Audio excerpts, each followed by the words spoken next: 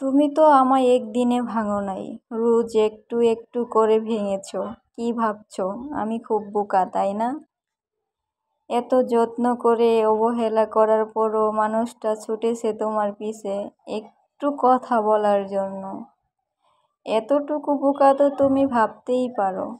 তা না হলে কি নিজের আত্মসম্মান ইগো ভুলে পাগলের মতো ছুটতাম তোমার পিছে? তবে এটা মানতেই হবে, তুমি নিখুঁত মাপের বড় জাত অভিনেতা। বেঈমান বা ছলনাময়ের জন্য যদি কোনো স্বর্ণপদক বা নোবেল দেওয়া দিত, বিশ্বাস করো সবার আগে তুমিই পাইতা সেটা। আর আমি তোমার হয়ে সবার কাছে বলতাম তোমার নিখুঁত অভিনয়ের কথা।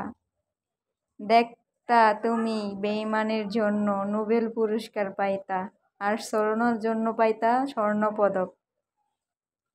তুমি অনেক বড় মাপের জাত অভিনেতা, আর তুমি ভাবো আমি বড় বোকা। আমি সত্যিই অনেক বড় বোকা।